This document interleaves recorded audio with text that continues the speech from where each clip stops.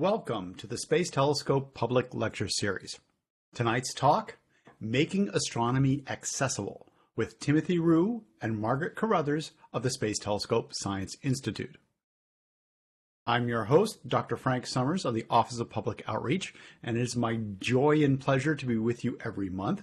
And it's also my joy and pleasure to always thank the tech team, Thomas Marufu and Grant Justice, who enable all of this to get out to you every single month. I will note again that the Space Telescope Public Lecture Series is now permanently online only. Apologize to those of you in the Baltimore area who used to come and visit us in person, but that is no longer available. Our upcoming talks, well, I'm in the process of booking all of 2024, and I have a lot of talks done, but I don't have the next couple quite specified, okay? So December 5th, there will be a talk, and the topic and speaker are TBD, and I will get them to you, don't worry, I always do. On January 9th, we have Elena Manhavas, I always have to learn how to pronounce the names, who'll be talking about failed stars and errant planets. So stars that aren't quite the stars and planets that aren't doing what they should be doing. In February, we will have a TBD speaker, or we will have a talk on the April 2024 total solar eclipse. We're in the midst of booking a total solar eclipse speaker, and we haven't gotten it down whether they want to do it in February or whether they want to do it in March. But there will be a talk on that total solar eclipse because, hey, total solar eclipses are really cool, and this one's coming right across the United States, yet like the one in 2017. To find out when we have booked these lectures, you can go to our website, www.stsci.edu/public-lectures, and you will find this web page here. And in the lower left, you'll see links to our webcasts, both on the Space Telescope webcasting site, as well as our YouTube channel. And in the lower right, you will see the email subscription box. Enter your email, hit subscribe, and you'll get our 2 or 3 emails a month about the public lecture series. Also on our website will, of course, be these links to our upcoming lectures. And after a lecture has been recorded, all the details about the lectures, including links to the STSCI webcasting site, as well as its place on YouTube. For email, as I said, it's easiest just to sign up at our website. But if you don't want emails are passe for you. You can also subscribe to our YouTube channel, youtube.com/Hubble Space Telescope. By signing up, you will get new video notices and reminders of live events such as this. Also, if you have comments or questions, you can send them to the email address publiclecture@stsci.edu. You can also follow the Space Telescope Science Institute on social media. We do social media for the Hubble Space Telescope, for the Webb Space Telescope, and for our Institute STSCI. On Facebook, on X, on YouTube, and on Instagram. Actually, we don't run the NASA Webb Telescope YouTube. That is run elsewhere, but that is the primary YouTube site for the Webb Space Telescope, and I know people will want to follow that. On Instagram as well. I myself sometimes do some social media as Dr. Frank Summers on Facebook and X. Our news from the universe for November 2023. The first story tonight, sunspots and correlations. So let's discuss sunspots first, okay? Here are 2 pictures of the sun, one from November 2011 and one from February 2019. These were taken by the same observatory, SDO, the Solar Dynamics Observatory. And what you notice is that there are a lot of sunspots in 2011, but there are none in 2019. And that is true, that the sun will have lots of sunspots, and then it'll have very few sunspots, sometimes no sunspots, okay? The sun goes through what we call the solar cycle. And here's a gorgeous image from the SOHO satellite showing the solar cycle from 1996 to 2006. And you can see in 1996 and 2006, it was relatively quiet, but in between it ramps up. It has lots of solar activity and then ramps back down. This is an 11-year cycle, right, which is observable very, very nicely in ultraviolet. It's also observable in counts of sunspots. So here are sunspot numbers over the centuries, actually going back to about 1750. And you can see that there's a rise and a fall and a rise and a fall. Again, this 11-year cycle for it. And it reminds me of a really strange graph I saw when I was growing up, okay? And the graph looked a little bit like this, okay? I've hidden some of the data because I'll show it to you in a second. But from about 1960 to the year 1986, there was a correlation between the number of sunspots and some other figure, okay? And you can look at this graph and go, oh, that's kind of cool. Maybe there's there's a reason for this correlation. But I do not think there is a reason, because the correlation is with the number of Republican senators in the U.S. Senate. Yeah. This was one of these famous things. This is actually from a scientific paper warning about the dangers of trying to infer correlations with things that are totally unrelated, okay? That you can find correlations between things that are unrelated, but they aren't necessarily meaningful. And then the paper goes on to show you that after the year 1986, the correlation goes away, okay? So it's something I remember from my I don't know, I guess it was my youth back then, that, sunspots correlate with centers, at least for a little while. But it's not the only surprising correlation with sunspots. Recently, the Hubble Space Telescope showed us there might be a correlation with the cloud cover on Neptune. All right, so here is, Hubble's been up there, and one of the great things that Hubble does for planetary science is it takes decades and decades worth of observations of the planets. And so by looking over and over and over at the planets, we get to watch the weather change on other planets.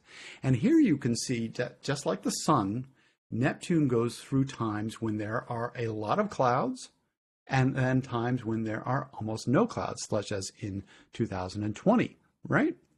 And would you think that there is a correlation with sunspots? Well, obviously, yes, because I'm talking about it in this news summary. But actually, as an astronomer, I would say no. Naively, I would say, well, first of all, Neptune is 30 times further away from the sun than Earth is. Okay, that means that the solar activity, the strength of it as it spreads out across that huge sphere, is 1/900th the strength it is here at Earth. So it's about 1/1000th the strength out there. So you wouldn't expect solar activity to do much of anything out at Neptune. So the surprising result is that yes, there is a correlation. Okay, and here is a plot of solar activity as gauged by solar ultraviolet radiation versus some imagery of Neptune, showing how the cloud cover is correlated, and there's peak UV radiation. There seems to be peak cloud cover on Neptune. And the reason for this is that this ultraviolet radiation hits the upper atmosphere of Neptune and ignites some photochemistry that makes chemical changes that happen high up in the upper atmosphere that lead to this cloud cover. This is very surprising to me because I really, really didn't think that it was going to be, it could be that that strong at 30 astronomical units, but it appears it is. So it's a wonderful result that shows that the sunspots do correlate with things within our solar system and out to a distance much further than one would naively expect. Our second story tonight is NGC 346 revisited yet again. So if you are a regular watcher of our public lecture series, you may know that in February of this year, I talked about this star-forming nebula NG3C346. And I showed you that Hubble, just Hubble, had released not one, not two, but three different portraits of NGC346, the blue one, the pink one, and the black and white one. And there are subtle differences between them, most notably that the black and white de-emphasizes the stars and emphasizes more of the gas and dust in it, as opposed to the pink and blue ones. You know, you've got the much brighter star clusters there. And then I showed you that comparing that blue Hubble observation to the new Webb telescope near-infrared view of NGC346. And here you get a much greater contrast, okay, because you're going between visible light and near-infrared light, and you see that wonderful star cluster in visible light, but it's not really there in infrared light. The bright dust clouds in infrared light show up as dark dust clouds, or even not even there at all. There are these spur of dust stretching up to the top that is visible in infrared that's not shown in the visible. Okay, so I showed you the contrast between visible and near infrared. Well, Webb has looked at it yet again, not with the NIRCam, the near infrared camera, but with MIRI, the mid-infrared instrument. So here is what NGC346 looks like in the mid-infrared. Ooh. Cool. This is like even more colorful, and it is yet another way of looking at the same nebula. All right, you see that same dust structure that you see in the near infrared, but you also see some extra dust and this red and orange and yellow stuff right in the center that you don't see.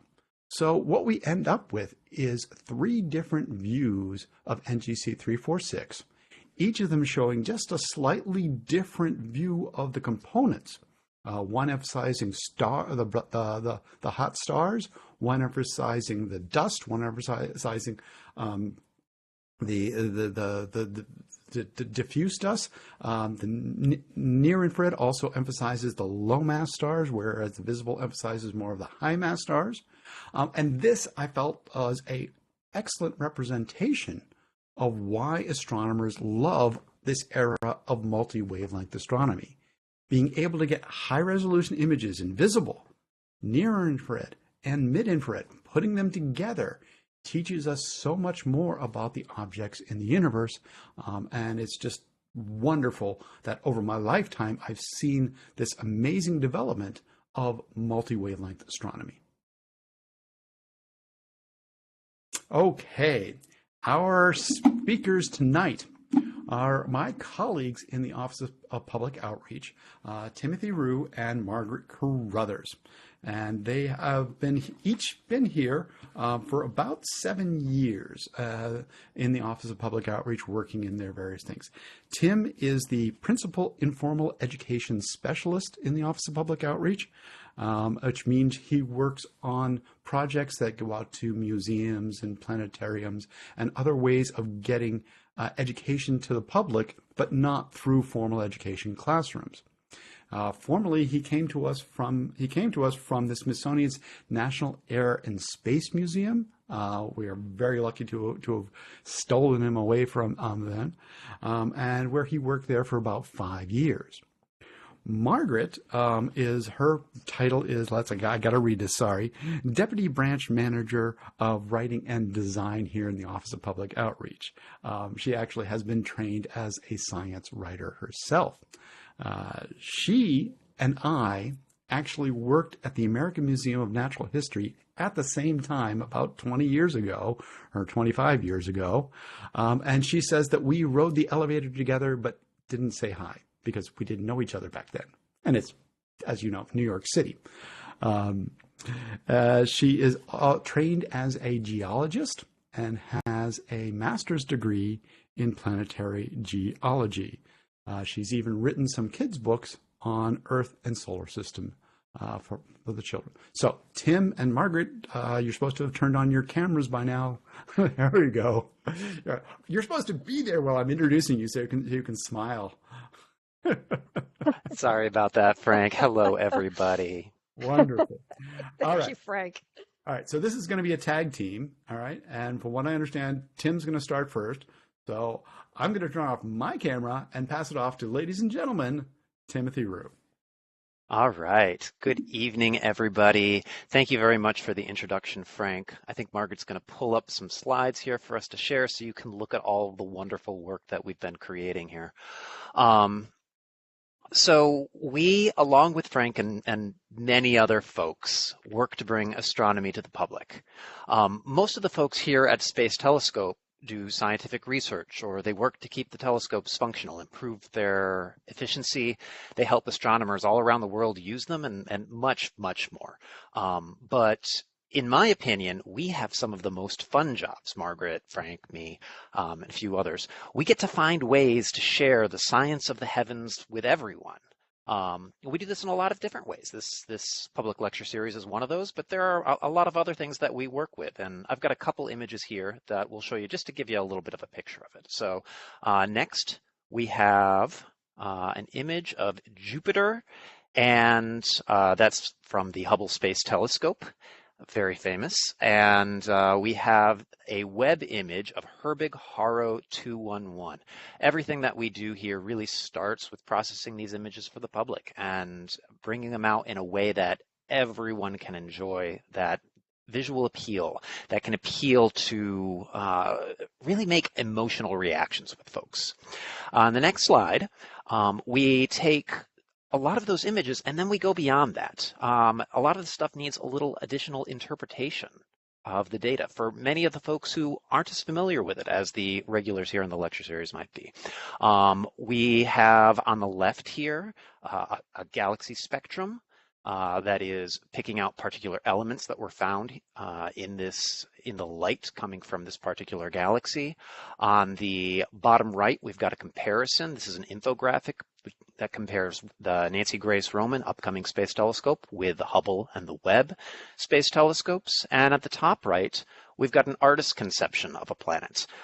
These illustrations are often really important when we're trying to talk about science where we don't get proper images.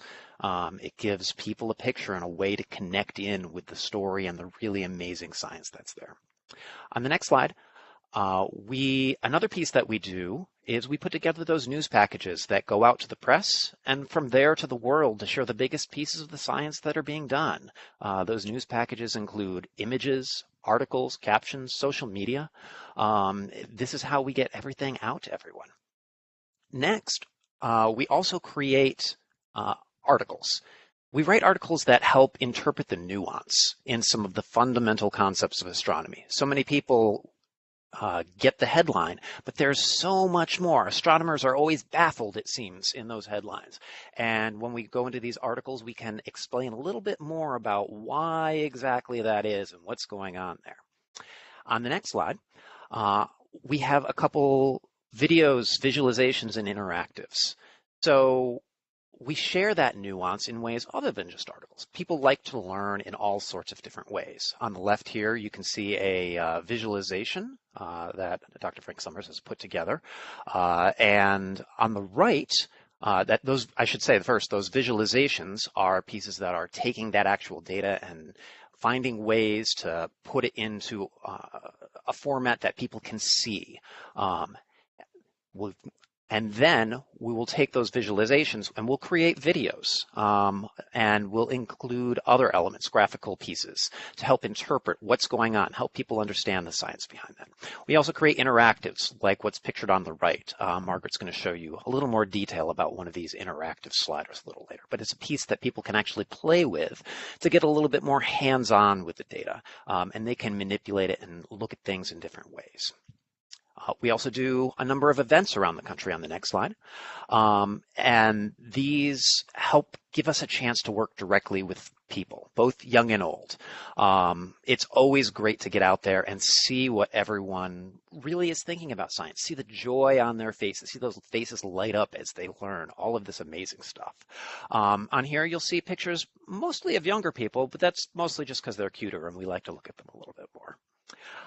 The next slide, we have programs and possibilities. So we are always looking for ways to go beyond. How can we out there with folks? But we love to work at a number of things around the country, getting a chance to work with people, young and old. We've got a couple different events here.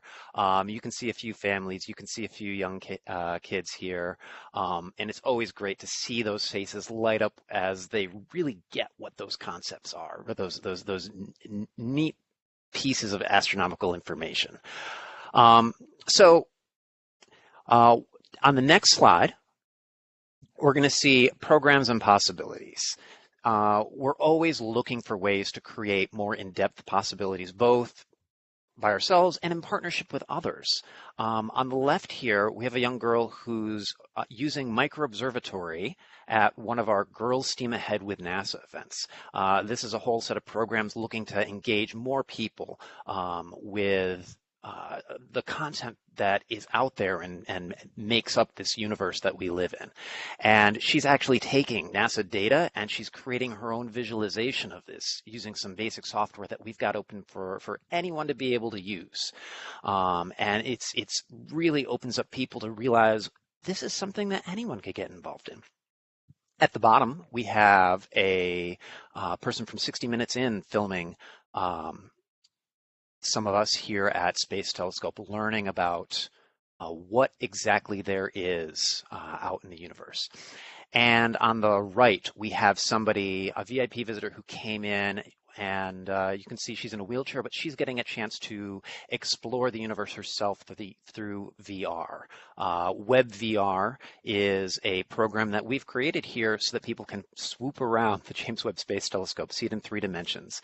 It's free. It is online. Anybody can download it, and it lets you really explore the science that Webb is exploring. You can see some of the discoveries on there. You can throw stars into a black hole. You can create your own planet. All sorts of exciting things to do there. And we love working with other folks to build a lot of these pieces. So as we go through all of this, we're doing this in order to make the world's astronomical information accessible to all. What does that mean? What does accessible really mean? Well, we mean, to use the word in the definition itself, that everyone can access it. That means digitally, that they can find it online using whatever device or whatever connection they have. Economically, they can be able to afford what we've got and what we're putting out. Everything that we create, we put out for free for folks. Geographically, no matter where you are in the United States, we want to make sure that you have got access to these pieces. You can use them. Physically, there are some folks who physically might have issues using particular interactions. We want to create ways that anyone can. Sensorially as well. If you can't see, if you can't hear, you still should be able to access the universe. Culturally, are we making sure that no matter where you come from, who you are, this stuff is stuff that works for you cognitively, etc. There's all sorts of different ways. We spent a lot of time thinking not just about these big categories, but how can Christina or Ibrahim or Inez or Taylor, how can they access this information? So a lot of what we're trying to do, one of the challenges that comes in sharing this astronomy data comes from how we've treated that data historically. Astronomy's been around for a long time. It used to be that you had to put an eye to the eyepiece in order to gather data about what was out there. Frank was just talking about his past, about reading scientific papers in his youth. I've heard that the Orion Nebula is one of his favorite objects. I was actually able to pull up a picture of him in his undergraduate days observing it. I think we've got that here. There it is. So that's what it used to be like hundreds of years ago. But in all seriousness, early astronomers, their only options were to be able to describe or maybe draw what they saw when looking through a telescope. We've got a picture from Charles Messier in 1774. This is one of the famous Messier, with who all the Messier objects are named after. This is his drawing of the Orion Nebula. little bit later, we have John Herschel's drawing from 1838. This is an attempt to be as accurate as possible so that he could monitor the nebula for changes. He would go back and draw it again at later dates. Eventually, photography was invented, and we're able to capture these photons, not just with our eyeballs, but on glass plates and later film, and that allowed us longer exposures to gather more light and more detail. Right here we have the first photo of the Orion Nebula by Henry Draper in 1880. And we also, I believe, have a photo from the Mount Wilson 100-inch Hooker telescope. And you can see as we've gotten new technology, we're able to capture more detail in there. Even more recently, we've used CCDs. Here we have a picture from 2006.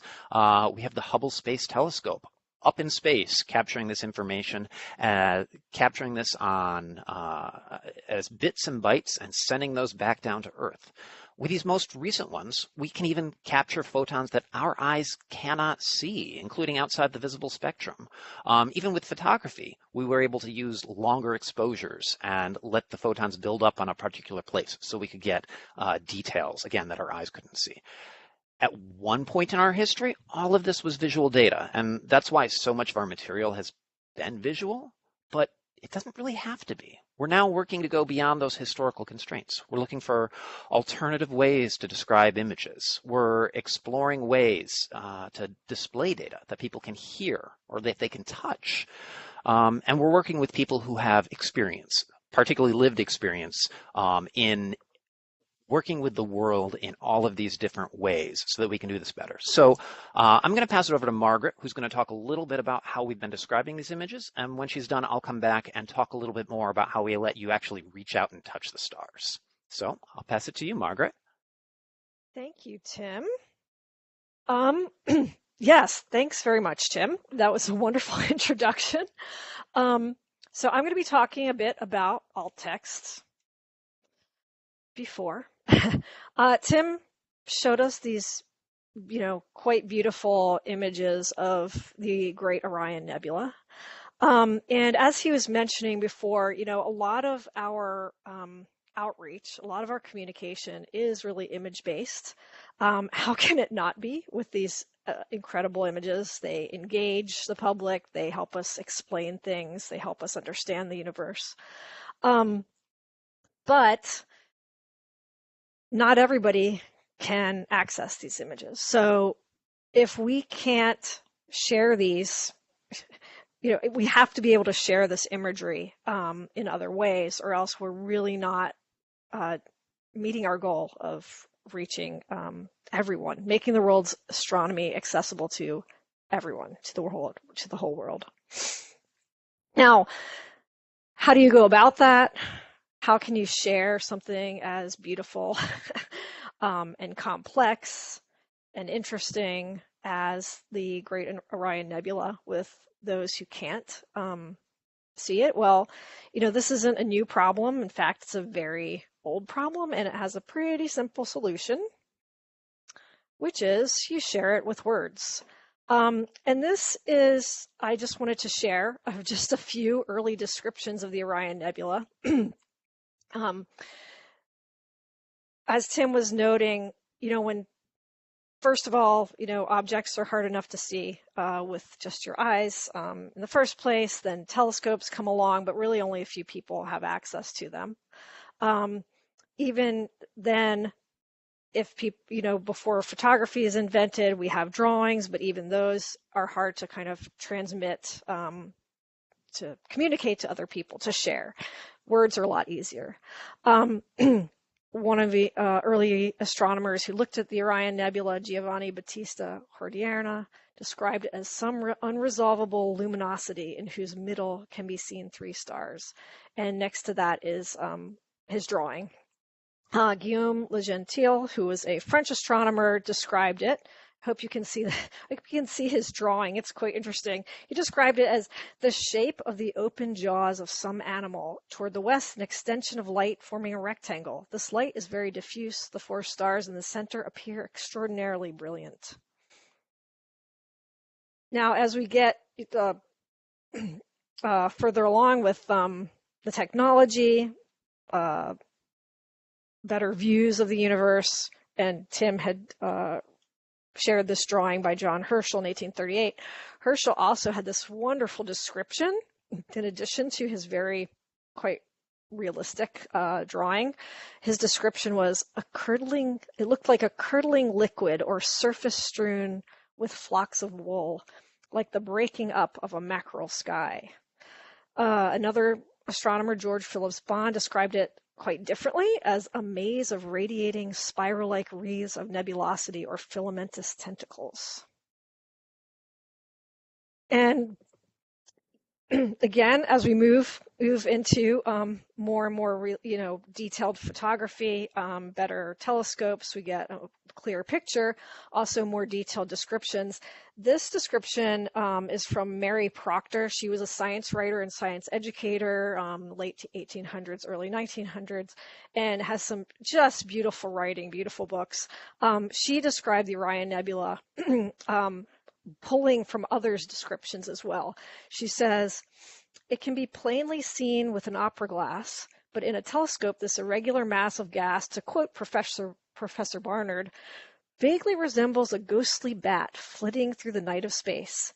Thousands of stars blazing with resplendent light weave a delicate tracery of glowing suns amid the silvery masses in the nebula, which in turn seems to curve and wind around the whole constellation of Orion, to judge from the revelations made by long exposed photographs.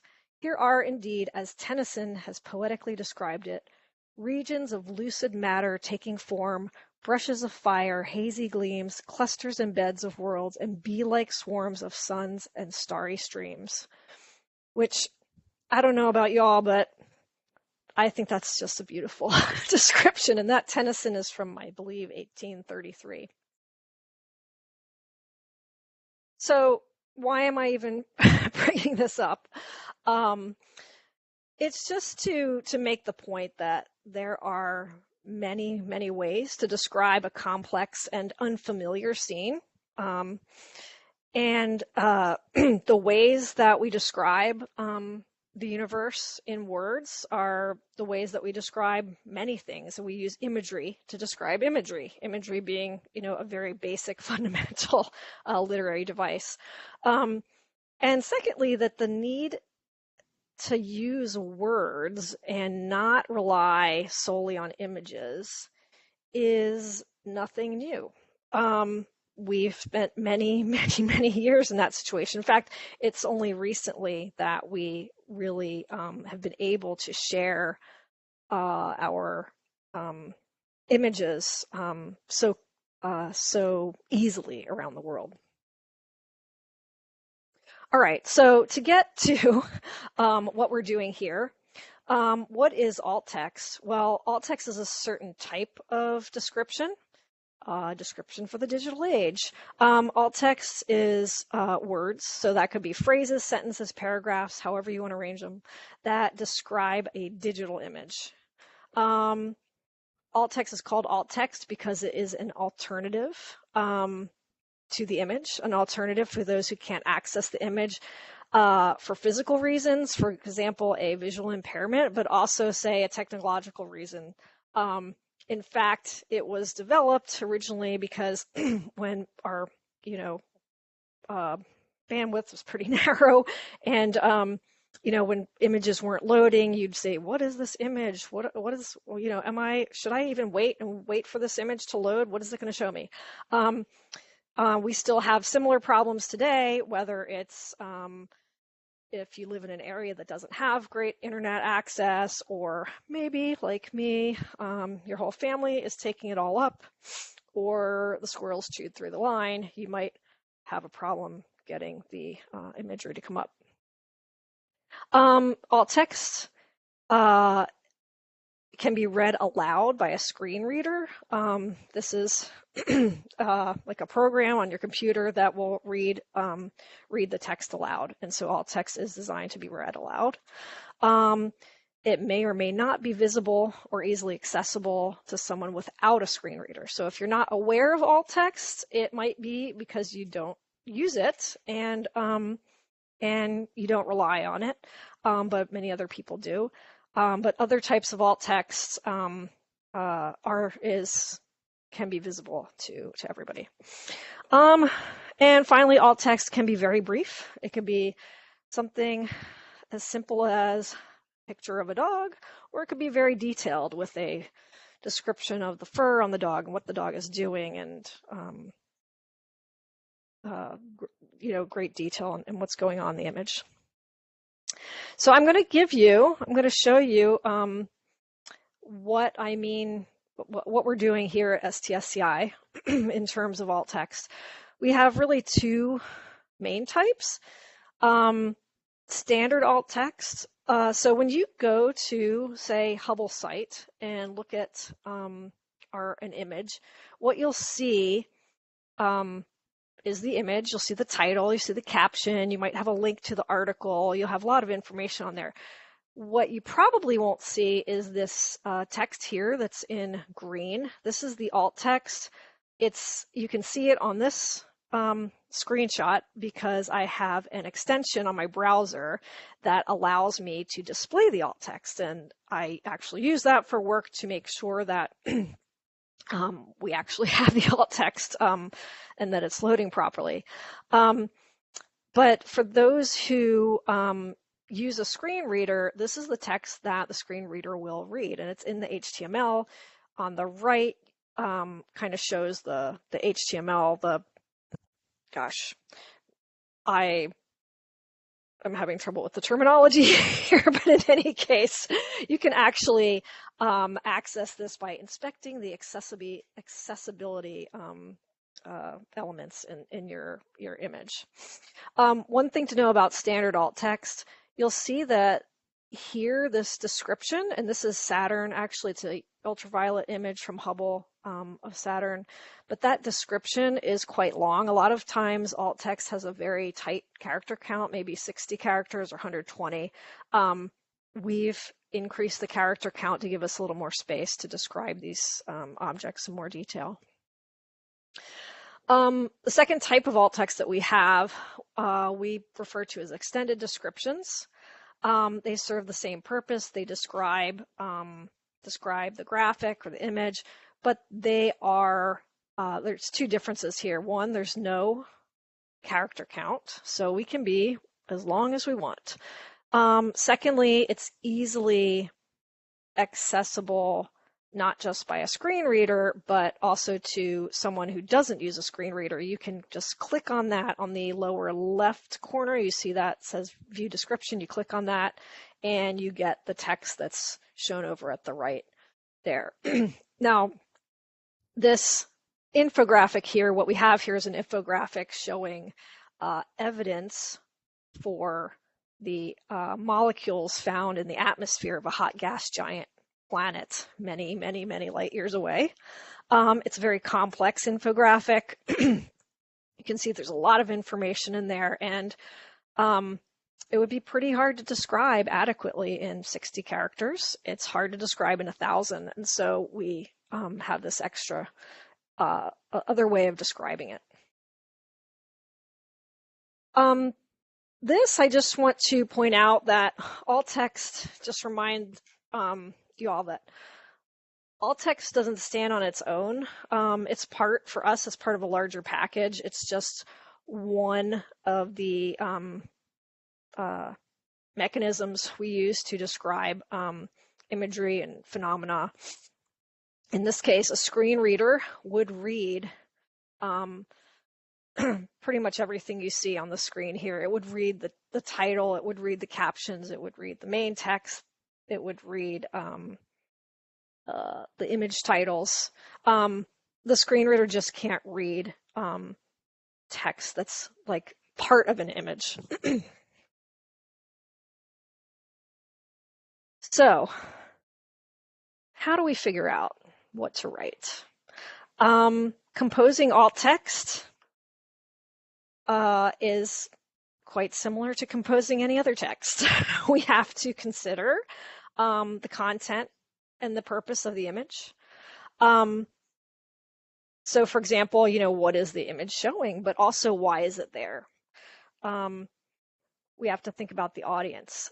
And when we think about the audience, we're thinking about, not just who they are, but, what they're bringing to the table, what they already know or don't know, but also why are they there? Are they there for entertainment? Are they there to learn?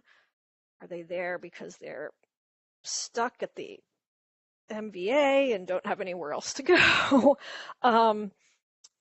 Think about, what the audience is looking for when they're looking at these images. You think about the context. You have to consider the context of the image. Is it within an article? Is it sitting on its own? Is it on social media?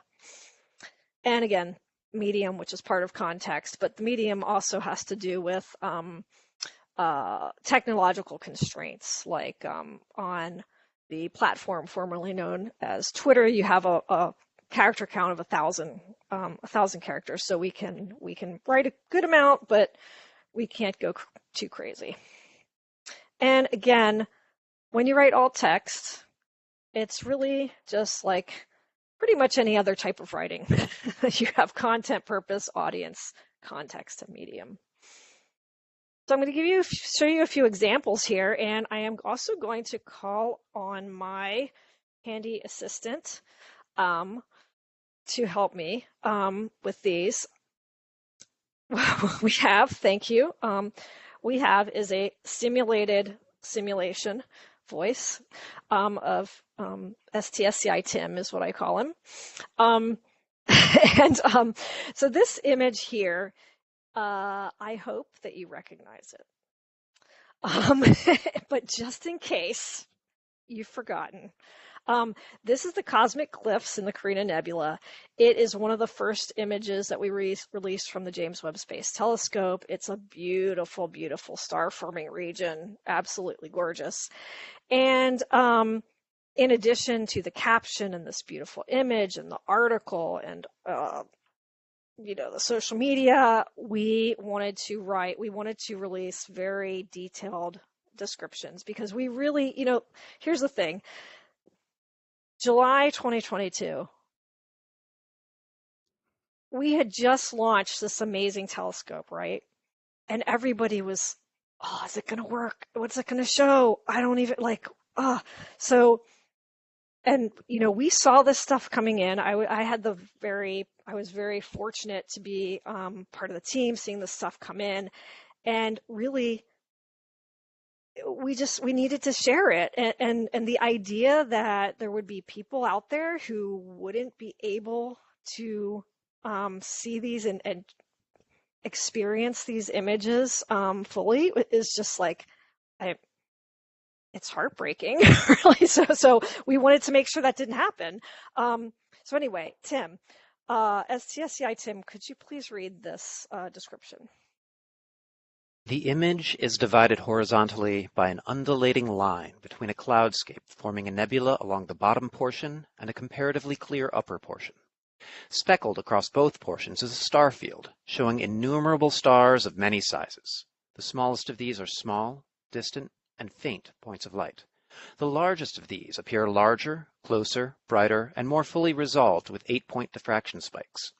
The upper portion of the image is bluish and has wispy, translucent cloud-like streaks rising from the nebula below. The orangish cloudy formation in the bottom half varies in density and ranges from translucent to opaque. The stars vary in color, the majority of which have a blue or orange hue. The cloud-like structure of the nebula contains ridges, peaks, and valleys, an appearance very similar to a mountain range.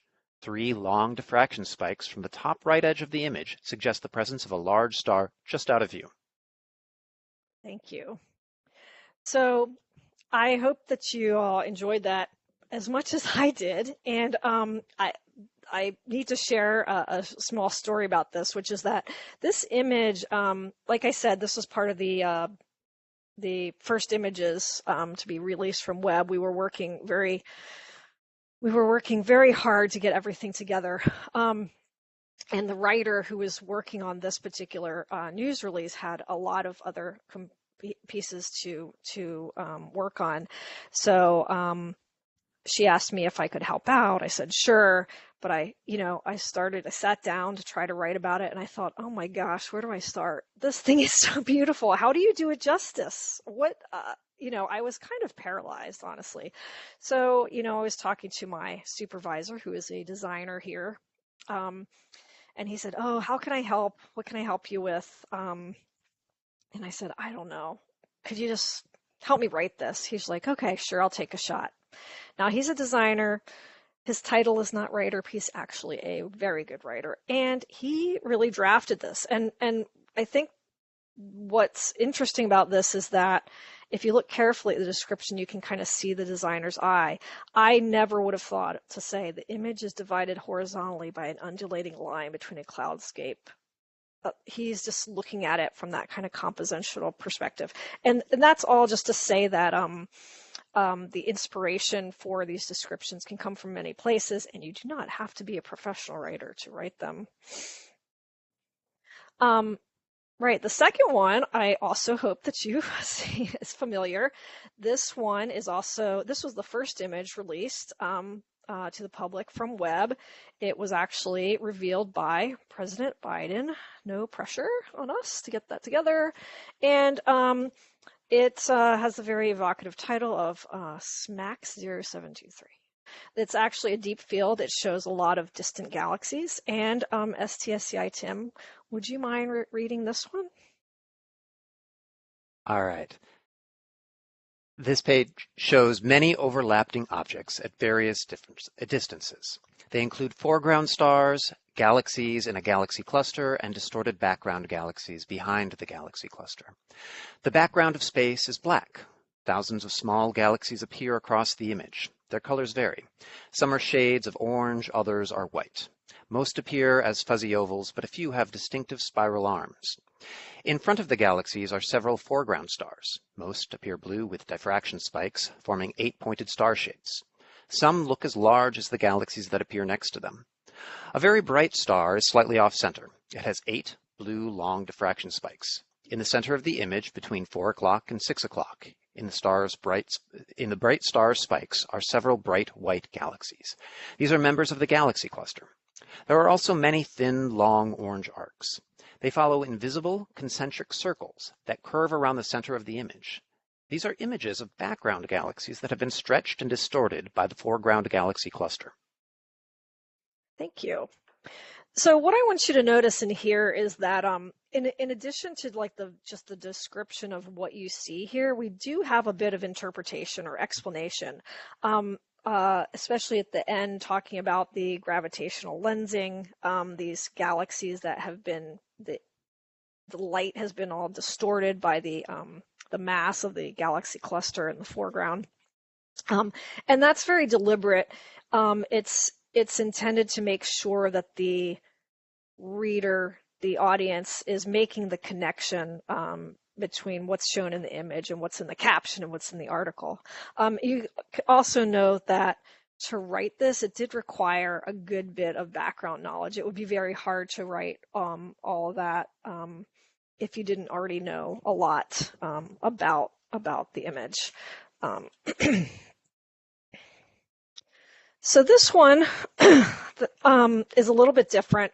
This is also shows one of the objects or features that we presented in the Webb's first set of first images, Stephan's Quintet, which is a group of interacting galaxies with one sort of photobombing in the foreground.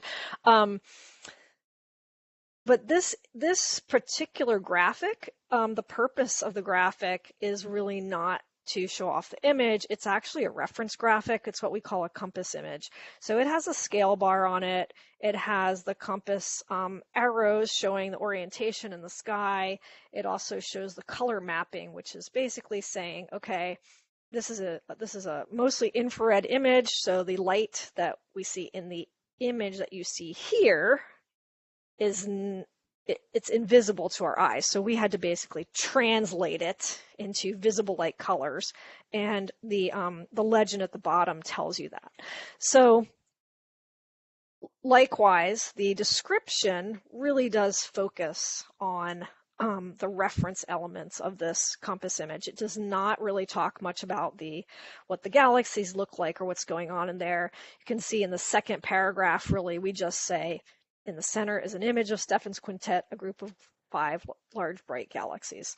And that's okay, because we actually do have what we call a clean image of showing just the galaxies, and that has a very detailed description in there. This is another example of an image that really is more for this image is showing is basically trying to show how large the Roman Space Telescope has a camera, the wide field instrument, that has a huge field of view. Basically, it's like 100 Hubble cameras next to each other, and with Hubble-like resolution. So this is the Roman Space Telescope, which is going to launch in a couple of years. This graphic here is really just intended to show that huge field of view of the Roman Space Telescope, and also to kind of demonstrate a bit about its the resolution, how detailed of images that it will show. So what we have is a ground-based image of the Andromeda Galaxy. We have a image of the full moon. This is a composite. It's not really a photograph of the moon next to the Andromeda Galaxy. They're there just for scale. So again, the alt text, you'll notice that it does not really talk at all about what the Andromeda Galaxy looks like or what the surface of the moon looks like. You could go into great detail if that were the point, but the point really is scale. So we focus more on how much of the image the moon is taking up, how much of the image Andromeda is taking up, and then how much the, how large that footprint of that Roman wide field camera is. All right, so as Tim noted before, and we saw earlier, we do a lot of, in addition to beautiful telescope imagery, we also have a lot of, graphs. And I love graphs, so I could spend all day looking at these graphs, honestly. They're not for everybody, but I love them. This particular graph is a graph of amount of light blocked on the y-axis versus wavelength of light on the x-axis. What this is a transmission spectrum. What happens is it's of a exoplanet, and it's showing what the exoplanet's atmosphere is made of. Basically, you measure the starlight.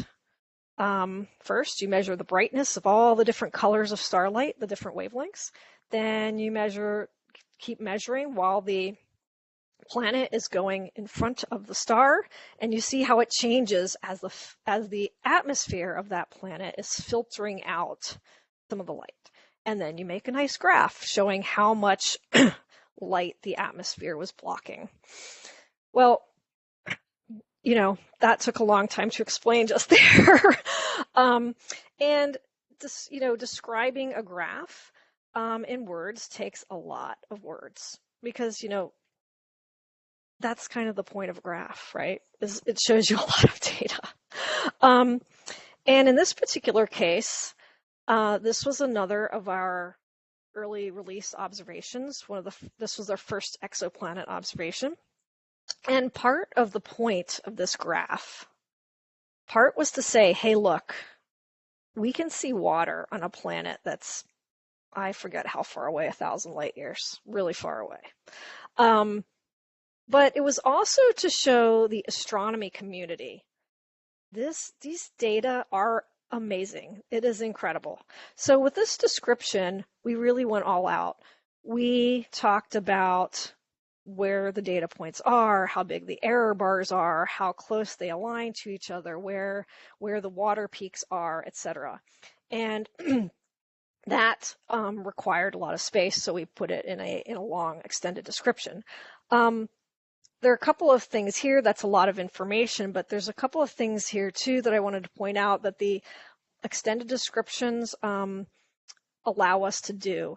Not only do they give us more space, they allow us to use formatting. And STSCI Tim, could you please demonstrate how a screen reader would deal with these headers And you can describe it as well as just read it if you'd like to. Yeah, I'll describe this a little bit, but because unless you're used to a screen reader, some of it does get a little confusing in there. But basically, it gives what the different heading levels are and how they are nested so that people can get a quick overview of where things are.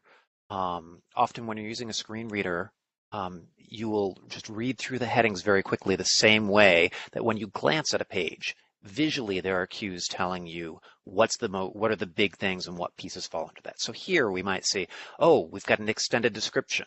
And then under that, we've got a heading level for graph. Under graph, there are headings for axes, key, data, and model. And then there's another bigger heading level for background. And then you can jump between each of these headings and read the specific detail, which we won't get into today. We've read a bunch to you, and we do want to keep moving along. Thank you, Tim. So having said that, we do, sometimes you want a lot of detail, sometimes you don't, depending on the context. Most people using the platform formerly known as Twitter probably want a little bit less. So we provide shorter descriptions as well, as seen in this one that came out last year. And finally, again, what you put in alt text, again, you got to think about, what is the picture showing, but why is your audience here? What are they looking for?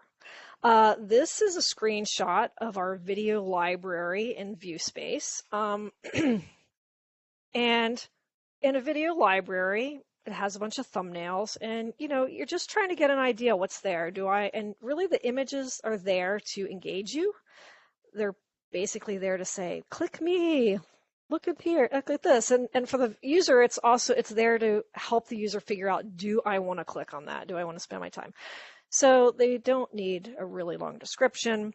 On the left, you see what it looks like without the alt text extension program in there.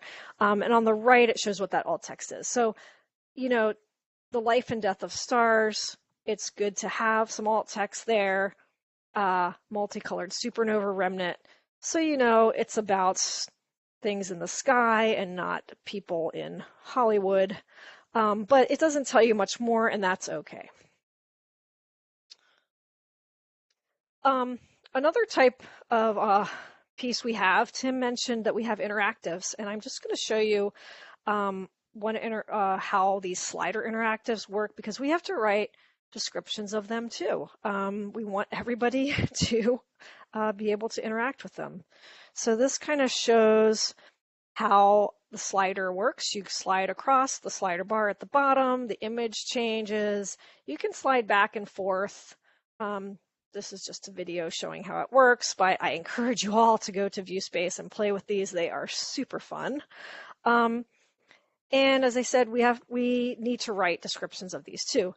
In this case, we are writing descriptions not only of those individual images that you saw there, which themselves can be kind of complex, but we really need to describe how everything fits together, how the different images are similar and different to each other, how the transition works, like how it's changing as you go back and forth. A lot of our sliders show objects at different wavelengths of light, and the whole point is showing what you can see in one wavelength and not in others, so you need to point those things out. So again, we have quite extensive descriptions for these. These are actually in progress right now. If you go, you will see a couple, but very soon you will see many, many. Okay. And finally, the other big example I wanted to show you, because I think it's one of my favorite images, actually. This is an illustration, if you couldn't already tell. This was an illustration that came with the wrapper to the web's first images. That was like one article we wrote about all of the images that were released. The graphic designer was asked to create a graphic to kind of like illustrating science with web conceptually. So I love this image, and I loved it immediately. I think it's beautiful. but it wasn't until I started to write the alt text for it that I also realized how smart the image is. And so what we have here is, Tim, would you like to read this one? Sure, I can do that. The middle of this colorful graphic is a large hexagon outlined in gold. Within the hexagon is a stylized illustration of space, with shapes representing objects and materials that Webb is investigating. A large planet with hints of cloud formations, beams of matter jetting out from the center of a galaxy, galaxies of different shapes and sizes, nebulous, cloudy wisps, and stars with 8-pointed diffraction patterns. The color within the hexagon grades from blue at the left to green and yellow in the middle and red at the right. The background surrounding the hexagon is a deep blue, with scattered points of light of different size and brightness. Running from left to right through the middle of the graphic and behind the hexagon is a jagged line representing a light spectrum. The area below the spectrum has a rainbow pattern from purple on the left to red on the right. The coloring is semi-transparent and the blue starry background visible behind and fades out toward the bottom. Thank you. So, as you can see, there's a lot going on in this image as well. And the thing I wanted to share with you on this is that this description that you see that Tim just read is not actually the original description. This past summer, we had some high school students here doing like an art and astronomy project, and I was talking to them about alt text, and we did an exercise that I had actually done with some other people before, which is I read out the alt text and I have people draw it. And the point of that is, well, these kids were artists, so I just wanted to see what they would come up with. But the other point is really you can test your alt text and see how effective it is if you have somebody draw it. Now, sometimes you can have it just draw that in their mind. Is this what you imagined?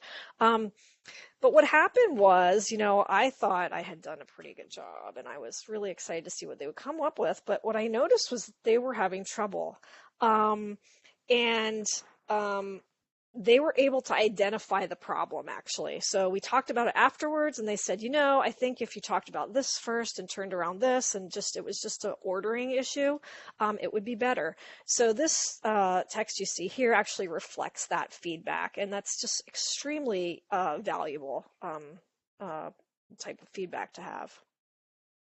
So on that note, what else do we do to make sure our alt text is effective?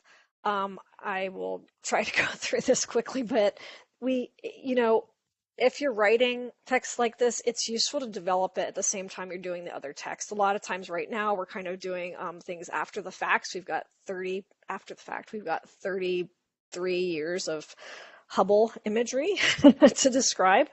But when you write it with the main text, it's a lot easier. You know what the purpose is, you know who your audience is, and you know what the content is. It's good to put alt text through the same rigorous editorial process that you put any other type of text through. That is, in our case, we have a general editorial review. We put it through subject matter expert because you don't want to introduce misconceptions or misidentify things, call something a star when it's actually a galaxy. So we put that, and we do copy editing and that sort of thing. Okay, so one of the really important things too is involving members of the target audience. So in this case, members of the blind and visually impaired community, we had consultants help us out in figuring out how to approach the alt text. They reviewed some of our stuff. They gave us really valuable input. And when we're developing it, we also have involved members of visually impaired. Someone on our staff is visually impaired. He used a screen reader. It was great. He was able to review the text and give us really important feedback on that. And developing and maintaining a style guide is important if you want kind of to have some consistency and efficiency. Helps teach other people how to do this. All right. So with all that, it might seem kind of overwhelming. I think that a lot of the work that we've done, we put a lot of work into it. We've come out with some great descriptions, and that can be kind of intimidating, even for ourselves. I know I sit down sometimes to write and think, oh man, how can I make it? How can I make it good? But anyone can write alt text. You don't have to be a specialist. And in fact, it's really important that everybody, it's an important thing to be able to do. It's important to think about. I think my first tip would be psych yourself up and just keep in mind that simple alt text is better than no alt text. Just keep that in your mind. You can put picture of a bunch of stars. That is okay. That's okay. If you want to go, further, that's great, but you don't have to. You don't have to describe everything. Again, you think about the point. And you have a backspace key. I use the backspace key more than I probably use any other key. And so, editing is part of writing. And then, when you want to get going, just think about the purpose. What am I trying to do here? Again, think about the medium. If it's Twitter, you can you have 1,000 characters to work with. It's great, and everybody can see your alt text. Orient your audience. You can basically, one of the tricks too is, don't just dive into the details. Give them the big picture, build the framework, and then go into the details, and only, focus on the relevant details.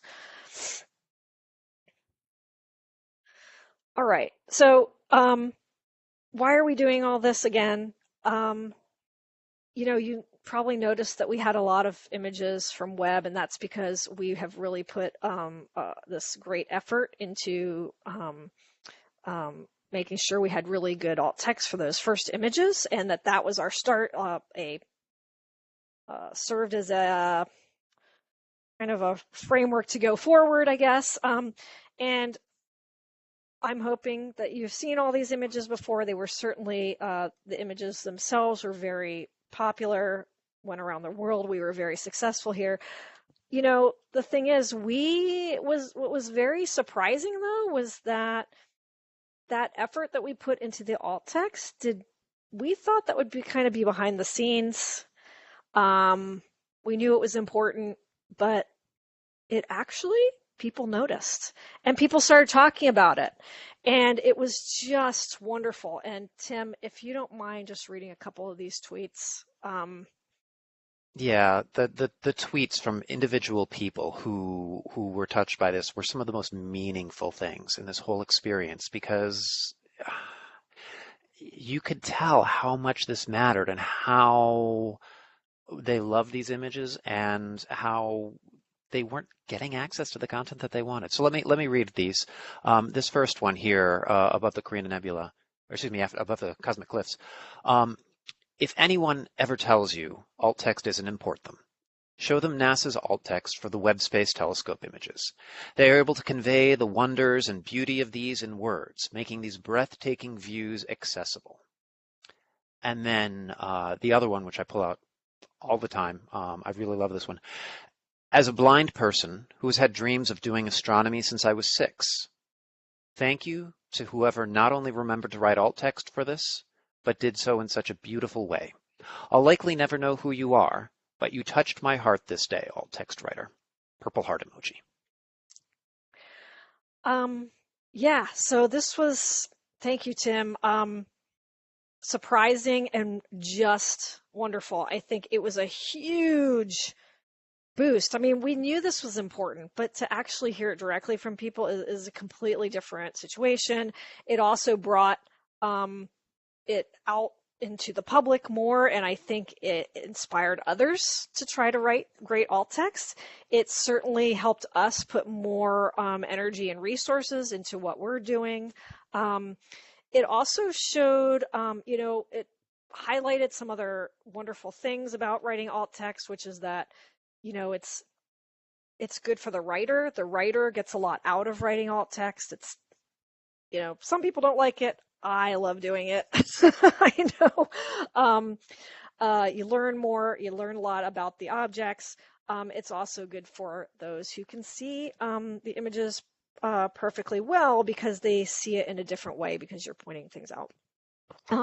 So with that, I'm taking up some of Tim's time, but I'm going to hand it back over to Tim, who will talk to you about another way of reaching the public. Well, I'll let him say it. All right. Yeah. Thank you, Margaret. Thank you. And you're all good. So tactile images, touching things. We'll jump to the next slide right away, actually. So as Margaret has said, an audio description of an image is another window into our universe that allows people to explore things that they've never been able to. And even for people who have seen these images, learn about astronomy in a new way by picking out new details and emphasis. Space Telescope, our work is to amaze the public. Really, dinosaurs and space are the gateway into science for so many people. Yes, we do teach about space, but we're also, in some small way, working towards a world in which people evaluate evidence and trust in expertise, where people make choices through critical thinking and consideration of the consequences of their actions, where people aren't afraid to revise their own thinking as they learn new facts, and where they can continue to grow and create a better place for everybody. So to do this, we really do need to think about what all means.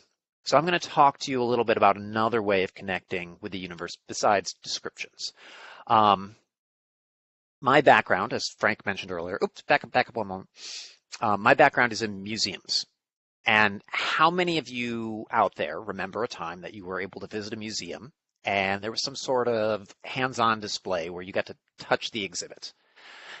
Those sorts of experiences lie really strongly in our memory, and they also open up new ways to learn beyond just looking at these images like I've got up here, these traditional space telescope images. Now, of course, reaching out and touching these sorts of things, the things that Hubble, Webb, and other telescopes capture, would be like trying to touch a cloud or a flame, only a little bit more. There wouldn't be much there to feel in most cases, and actually in some of those cases it'd probably be a little bit hazardous to our health to touch some of these things. So we have some tactile images and tactile ways to explore this. So now we'll go to the next slide here. So we have been trying to create physical representations of these images for a long time. We've played around with all sorts of different methods of doing this over the years. There are raised line images that use particular textures to represent certain features.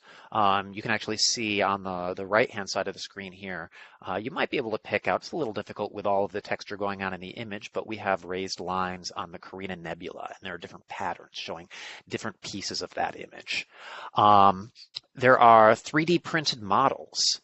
Sometimes they represent shape. Sometimes they can represent something like brightness. They'll translate the brighter parts of an image as height. And those both give you different sorts of information. Here in the center, we've got a 3D model of Cas A and a 3D model of Eta Carina. And then there are monochrome texture maps. You can see at the bottom, this is actually printed on a puff paper. It's put through a particular printer so that you can print out images and they'll raise up depending on how dark different things. All of these do really great different things. You can also see on the left-hand side, this is one of the museums that we have worked with. And they've got a few other sorts of tactiles. You can see phases of the moon on here on the top left. And on the bottom, you can see there's actually a landscape of the moon there in gray. You can see a constellation in orange. She's got a few different things that she's showing, different ways that people are able to interact with it. But one of my favorite methods is a fairly new to us method that combines elements of both the visuals and the tactiles in the same thing, and also combines elements of science and art in its creation. A couple of years ago, I learned about an organization. Yeah, this is good. An organization that had been working with museums to translate art into tactile representations. These were full color replicas of art pieces with depth and texture. So you could feel the shape of a subject's face, or you could feel the ripples in the water of a passing boat on a piece of art. And on top of that, they incorporated sound as another sense to provide context to the details that might not be apparent to the observer. And when I saw this, I thought, oh, I've got the perfect application for this. And the first thing that we went with was this, the Pillars of Creation, a portion of the Eagle Nebula. This is Hubble's famous image from 2015. Of course, there was one a couple decades before then. But this image is an area of starbirth. It's showing us gas and it's dust. There are really hot young stars just outside the frame of this image that are disassociating the gas and the dust in here and basically carving these pillars around these dense pockets of dust that are kind of shielding what's below. It's really cool science. It's a very dramatic image, and it's something we wanted to translate for everybody to be able to experience. So on the next slide, you can see this full-sized tactile exhibit that we were able to create. So on the left, you can see the full image there, and you can see a little bit of texture. You can see a little bit of rippling around the edges of the pillars where that gas and dust is kind of disassociating. You can see the diffraction spikes raised up from those stars. You can feel each and every one of those stars on there, and the shapes of the pillars. And actually, those are raised at different heights. So the one that's closest to us is higher up. You'll also notice there are a few buttons at the bottom which kind of describe what's going on. You press those buttons, it tells you how to work with the image. It gives you the science, it gives you the background. And this sort of interpretation is really, really great for people who don't necessarily have the context about these images and want to know what things in the universe look like. I mean, how many of us, when we first saw an astronomy image, were like, wow, this is beautiful, but I have no clue what's going on here.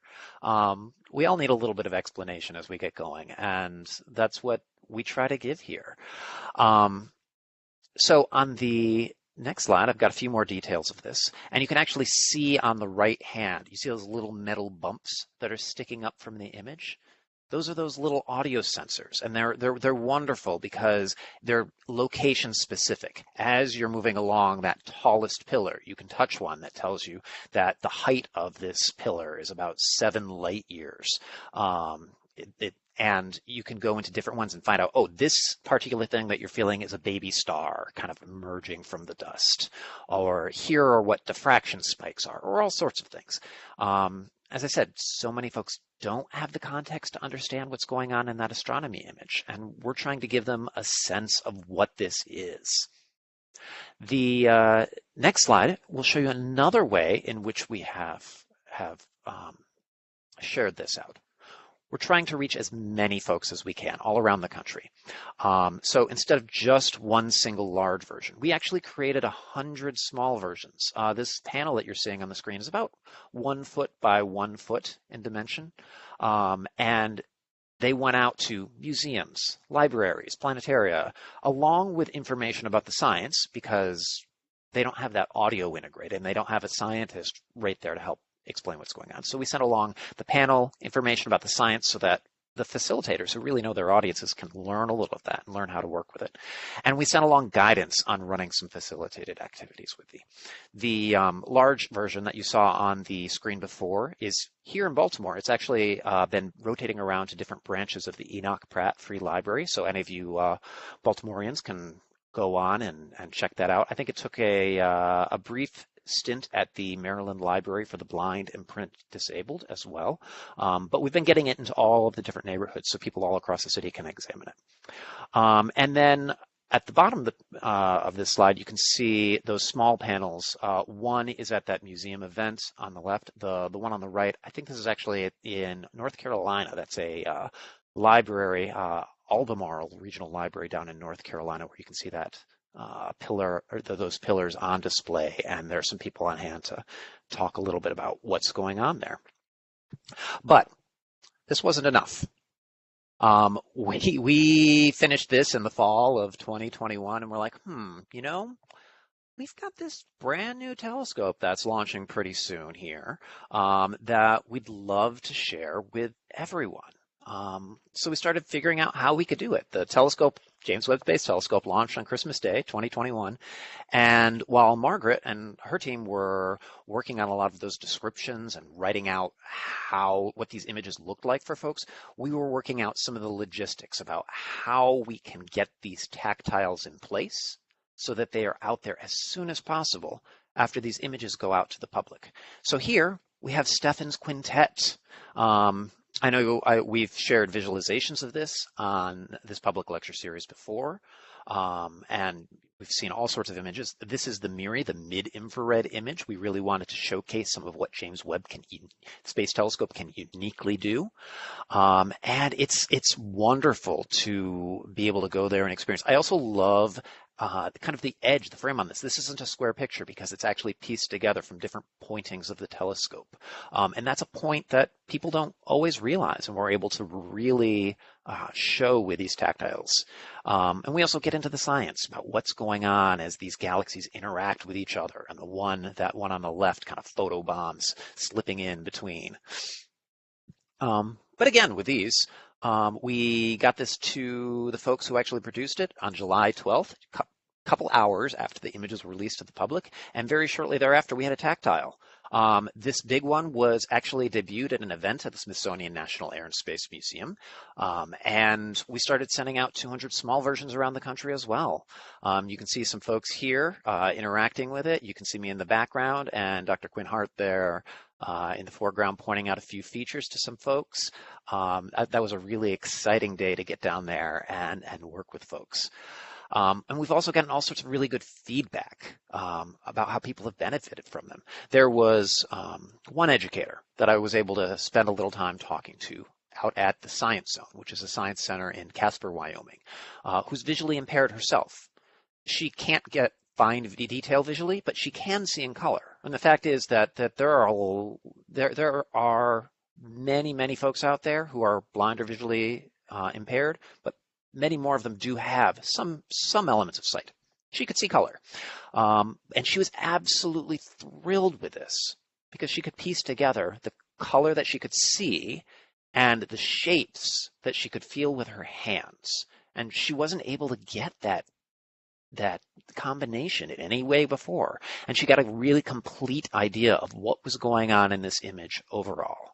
And that was just so exhilarating to see and talk to her about and hear stories about how other people have been able to bring this out to new folks to experience the universe that we all take for granted at times. So last slide I'm going to show you here is these have not just been great for people who are blind and visually impaired. They're great for everyone. We've seen a lot of kids, for example, react really positively to these images. Kids are always willing to try things out. And by putting their hands on the image, in addition to looking at it, they get a multi-sensory way to engage with that image. It draws their attention. It sparks their memory. It helps them learn more, much more so than just the images alone. And this is true not just for kids. This is true for anybody who's able to interact with these. People learn in all sorts of different ways. We often talk about visual learners and audio learners and tactile learners, but really the truth of it is all of us learn best when we're exposed to multiple ways to learn about things in combination. An image can show us color, position, and shape. When we've got sound, we both have our ears are really good at picking out overlapping content and how to pick out different details in there. Think about listening to a song and being able to pick out the drums versus the bass versus the vocals. It also has a linearity to it, so we can follow from first this happened, then this happened, then this happened. When we add tactile pieces onto that, we really build on the position and the three-dimensionality of it. And when we throw words in there, we can really get into a lot of the nuance and add specificity. And we can also share words in a lot of different formats through sight. People are able to read those words. Audio, people can hear them. And we can also display them in Braille. So combinations of all of these different things really provide an ability to reach more people and for people to get more out of them.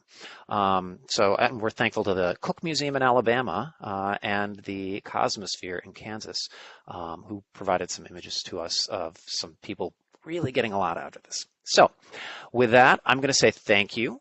And I think Margaret is going to come back on camera. And Frank, you had some stuff for us. This is my time to come in and ask you guys questions. Well, first of all, I always have to thank you for a wonderful talk. In particular, this is a subject that has not received a tremendous amount of attention. And doing it, some of the things that we've done with the James Webb Space Telescope, which is a huge deal, then pulls in a lot of attention. And so one of the things I wanted to highlight on this is the amount of effort necessary to go into this alt text, because it sounds, you've got the experts that you need to be able to understand the images. You've got sort of the designer, poet type people who can actually do all these various descriptions. You've got the visually impaired community who needs to have, you need their input in it. I mean, how many rounds do you go in order to get these alt text descriptions to really be as insightful as you want them to be? Very good question.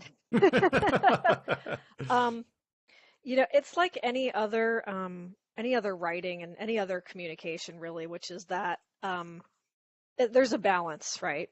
So you could edit forever. We could go back and forth forever. Frank knows this, Tim knows this, because we work together, and sometimes it feels like forever we're going back and forth. So yeah, it's really important. I would say that it is important to get that subject matter expert review, to get that other reader's review. And that might be another writer, it might be an education specialist like Tim, but somebody who's listening without seeing the image is really helpful. In fact, this is one way we review it. I'll send the alt text over to somebody who's not familiar with the image. They'll try to imagine it in their head, and then they'll look at it. And that's a really, really helpful thing. In fact, I'm very bad at left and right. And so sometimes one of my comments recently was, this is great, but I saw it inverted because you switched left and right. Okay, good. So yeah, the other thing, the balance that I'm talking about, is that it really is important to get the alt text out there. And if you stress about it too much, you end up paralyzed and not doing anything, which is really worse. So my recommendation is, if you find that happening, just go back to something simpler. Like if you're like, I don't know if this is accurate, you know what? Just say, look, I see a lot of, in Frank's background, I see a lot of colorful spots of different colors and shapes. Are they galaxies? Are they stars? I don't know, but at least that is helpful. Wonderful, wonderful. We have got some folks watching on YouTube, and they have been putting some stuff into the chat. I'm going to bring Grant Justice in, who is our YouTube chat monitor during this. And Grant, do we have some questions from the chat that we should bring in? We do. I actually want to start with one that's kind of been trickling through in different ways. At least for me, I find that one of the most helpful things in learning to explain any of this to people is going and doing public events and finding out what terminology people who aren't living in a building with astronomers use, and a lot of that sort of stuff. Because you were mentioning before, Margaret, that you'd like to have someone who isn't necessarily a science writer or isn't necessarily an astronomer take a look at it. Do you use lay people, for instance, like me, who is not an astronomer? Would you do you incorporate them into it to kind of get an outside perspective on it as well? Grant's trying to see if he can add to his workload. Okay, obviously. Yes, I do. I do it in different ways. Sometimes I grab someone in the hall. One of my favorite people to send my writing to, whether it's alt text or anything, is my mom. And she is an English Yes. professor, and she's the one who's really been instrumental in teaching me to write. But she doesn't, what she knows about astronomy is what I've told her. So that's useful, Sometimes I share them with my kids, but they're a little less diplomatic about their feedback. So sometimes, but yes, the answer is absolutely, definitely. It's really important. And I'm the same when I go to public events, I'm kind of testing out how to explain things. And it's interesting how you'll find that a way you've been explaining something that seems perfectly fine, you suddenly talk to someone and realize, wow, they interpreted it completely differently. So, yeah. So, Tim, I had a question for you about the tactile because Mhm. those feel like those should take a long time to develop. Because, we've got a news press release cycle, right? And these images are going to come out on the day that they come out, and trying to get a tactile done in that amount of time seems quite a feat. How far in advance do you really need to do? Because you got a lot of testing to do with the audiences and such. It does take a bit of time. There's about a 2-month turnaround at the really fast point. That's what we managed for those first images from the Webb Space Telescope. We like to have a little bit more, though, and take our time because we're trying to involve scientists to review this and incorporate their voices into the table itself. We're actually working on doing some science advice on an entire tactile exhibit for the James Webb Space Telescope now that's hopefully going to travel around the country. And we are taking, I don't know, maybe a year trying to put this whole thing together, helping the folks out who are building it. And yeah, there's so much that goes into it, but it also, I think so much in this work that we do is in doing it for that first time, trying to figure out how we do it. Margaret, I know, spent a lot of time workshopping before we got those first web images, alt text, because I was in some of those as well, and I got to have the fun of trying to write some stuff and go back and forth. But figuring out that method at first, and then once you've got it down, it gets a little bit quicker. It's like anything, and this is something that anybody and everybody really should do in some ways, but it takes a little practice. Okay. Grant, is there another question from or question or two from the chat? Yeah, absolutely. Before we get into the question, Tim and or Margaret, in case anybody is in the relative area, where can they go to check out some of the tactile displays or some of the stuff you're talking about? Other than the website, because we know the alt text is there. So I mentioned the Enoch Pratt Free Library. I am not sure exactly which branch it's at right now, because like I said, it has been bouncing around from branch to branch. But I bet if you call them up, they will let you know where it is, and they can direct you to that particular one. So that is one place. There are a few other places around that have the tactile in the Baltimore area.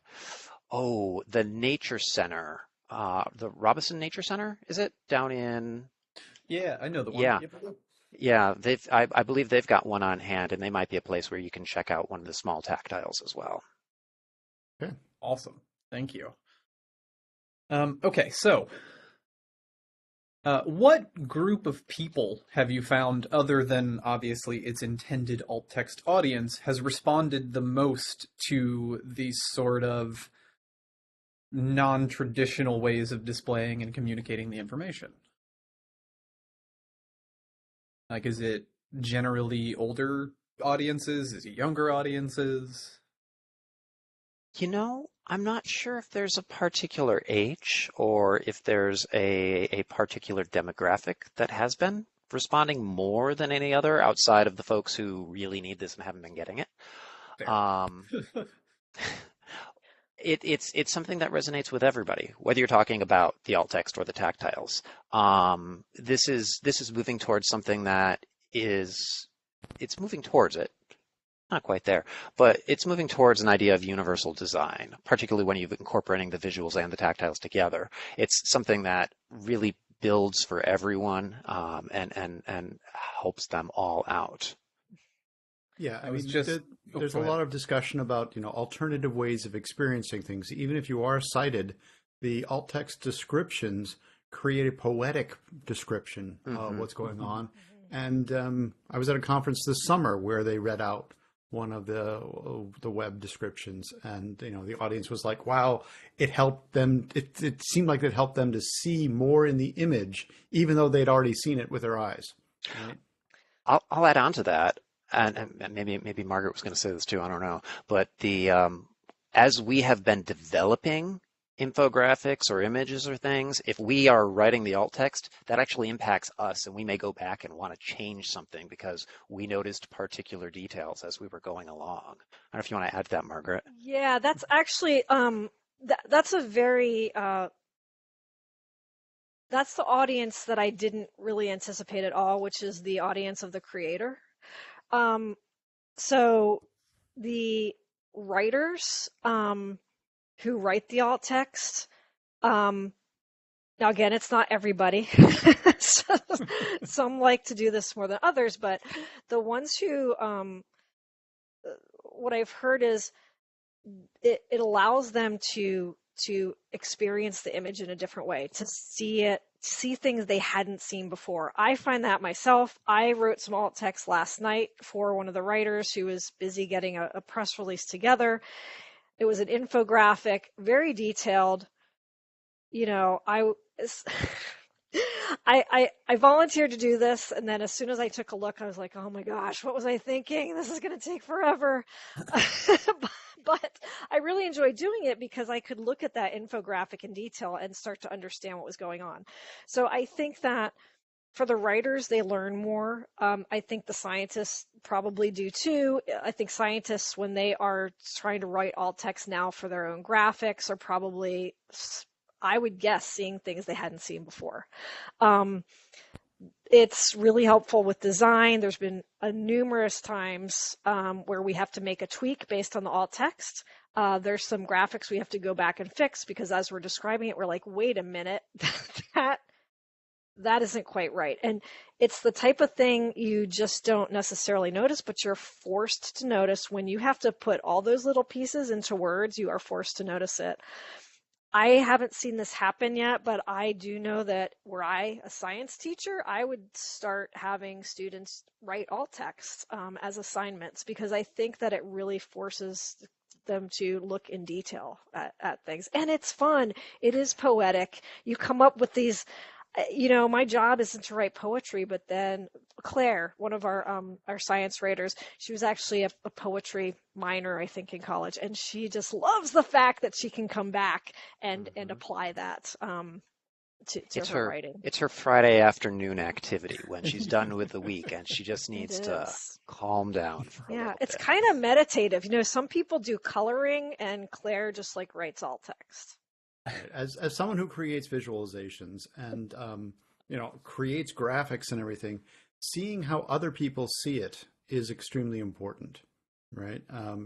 As you guys know, I used to bring everybody into my office and get all their reactions to it.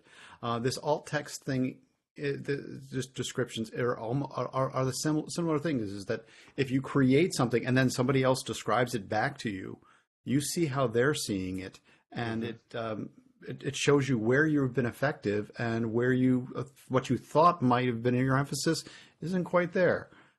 So it's a very valuable feedback. All right, Yeah. we're over time here. So is there one more question, Grant? That you've Yes, got? yes. Okay, one last question. I'll do one final. How do you separate the feelings and knowledge you have of the image or the observation versus the representation of the image without making it seem robotic? Hmm. Right? Well, Practice. yeah, practice. But Yeah. I'm assuming the person is asking, so you could describe like the image behind Tim right now, right? If I didn't know what it was, you might say it looks like some wispy, cloudy, different colors, maybe a watercolor with some dots in the background. I know that it's a nebula of some sort. So, how do you separate? You don't always. You're not. It's kind of like we all come to somewhere with a unique body of knowledge, and that influences how we describe things. I mean, even saying that something is cloudy and wispy requires an understanding of clouds, which you can't see out my window, but that sort of thing. I thought it was actually really interesting in some of those old descriptions that I gave, where they were, describing this nebula with just with comparisons to other things. One of the comparisons was to a mackerel sky, which means like a cirrus cloud sky, kind of the mackerel being like the scales of the fish. So like that in itself was already, a figurative language there. So I'm not sure if I answered the person's question, but yeah, it's hard and robotic. Well, I hope we don't sound robotic. That's kind of what I was going to expound on, is I don't think there's a full delineation between it, because you want to convey the image, you want to convey what's in it, but you also want to convey some of the like majesty, some of what it makes you feel when you look at it. Like they are not separate. Go ahead, Tim. Yeah. No, I mean, you're getting at it exactly, Grant. We want an emotional response. I mean, that is one of the major goals when we create these images, is we want everyone to know about the wonders of the universe. And if that's our goal with the images, that needs to be our goal with the alt text as well. Okay, that's a great Yes. way to end it. Thank you all for your discussion on making astronomy accessible, and I look forward to the efforts in the future. To our audience, thank you for joining us. We will be back on December 5th. We will see you then. Thank you for watching. Thank you all. Thanks.